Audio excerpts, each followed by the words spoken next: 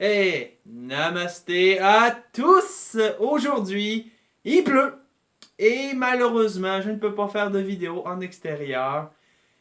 J'avoue que ça aurait été cool pour la vidéo en particulier, mais on va mettre un petit peu de couleur dans notre journée parce qu'aujourd'hui, on va parler des pouvoirs associés à chacune des couleurs qu'on utilise dans la journée. Et aujourd'hui, justement, on va parler de pourquoi utiliser les couleurs pour se vivifier dans des journées comme celles qui pleuvent aujourd'hui. C'est très utile à savoir. Donc, commençons dans le vif du sujet. Il y aura aussi, en rapport aux couleurs, deux qui ne sont pas considérées comme des couleurs, mais on va faire comme si, c'est-à-dire le blanc et le noir. Et on va commencer par eux tout de suite, tiens. Avant tout, le blanc, souvent considéré comme pur, parfait ou du moins multitâche, est justement la couleur associée à la lumière, associée à l'illumination, associée à la purification et peut remplacer habituellement pas mal toutes les couleurs au niveau vibratoirement du terme. Ça, c'est une connaissance de base. Le noir n'est pas maléfique. C'est une erreur de croire que le noir est maléfique uniquement parce qu'on dit qu'il y a de la magie noire ou que la journée est noire alors elle est mauvaise. Ça, c'est des stéréotypes que je vais essayer de remettre en question.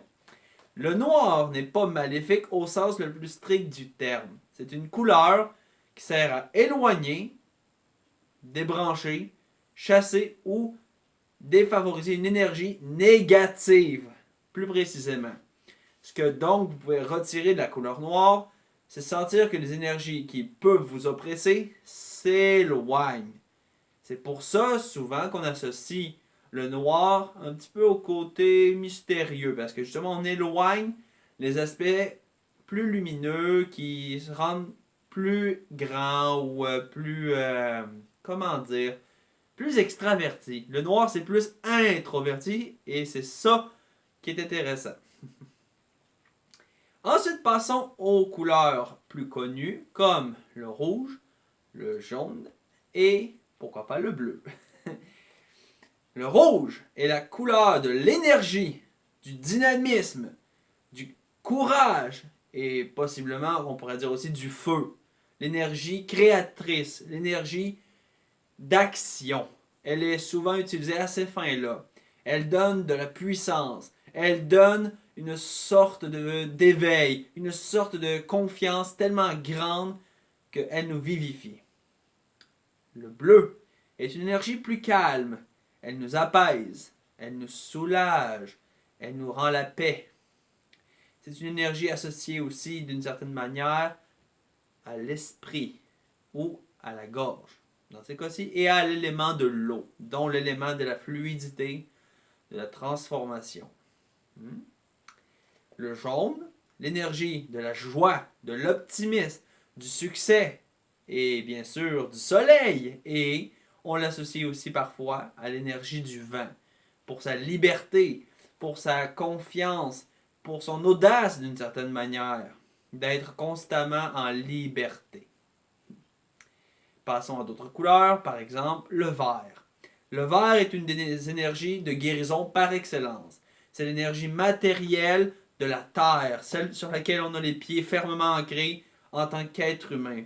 C'est l'énergie justement qui nous ancre à la terre, à ce monde matériel, pour nous sentir solidement compréhensifs en ce monde. Ce n'est pas une énergie qui nous éloigne de la terre, au contraire, elle nous ressource.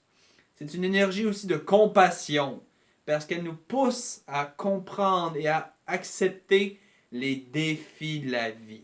Ça, c'est très important. Le orange, une couleur optimiste aussi, mais qui nous ancre également. C'est aussi de l'énergie sexuelle, l'énergie dynamique de la créativité qui se manifeste. Et c'est une énergie tellement plus aussi endurante. C'est une énergie d'endurance et de lumière aussi. Associée avec ça à l'élément de l'eau également et à Vénus, l'énergie de l'amour. Ces deux éléments principaux sont la condition que vous pourrez utiliser pour l'orange.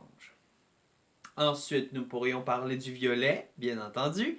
Une énergie royale, une énergie de haute spiritualité, une énergie d'idéalisme également. C'est une couleur associée au monarque et à la prêtrise de haut rang. Donc, quand vous utilisez le violet, vous vous identifiez à une haute spiritualité, une haute compréhension de vous et à une haute estime de vous, à une idéalisation de ce que vous voulez faire ici en tant que terrien, en tant qu'être humain. Bien entendu, ce sont quelques-unes des couleurs que je peux parler. Et il y en a plusieurs autres, comme le turquoise, qui est une énergie des vies antérieures pour moi. Je trouve que c'est une énergie qui nous ramène d'une certaine manière à la connaissance intérieure. C'est ça, je crois, que je pourrais dire de plus sur ça, c'est tout. Quelle autre couleur on pourrait parler? Il y en a tellement. Le rose, bien sûr. Le rose, c'est l'énergie de la tendresse, de l'affection, de l'amitié. Et en gros, c'est une énergie très douce, très posée, très sentimentale et émotionnelle. Ouais. Je crois que ces quelques couleurs vous donnent déjà un bon indice de ce que les couleurs peuvent faire en général. Le brun et d'autres couleurs, je n'en parlerai pas. Je pourrais, mais je pense que je vais vous garder une autre vidéo pour ça. Donc, sur ce, je vous souhaite une bonne journée et on se revoit à la prochaine vidéo. N'hésitez pas à partager un pouce bleu.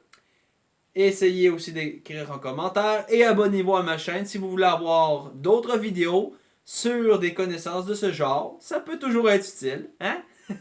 Allez, je vous souhaite la bonne journée et n'hésitez pas à regarder d'autres vidéos de la chaîne Tisseur de Lumière. À la prochaine tout le monde! Bye!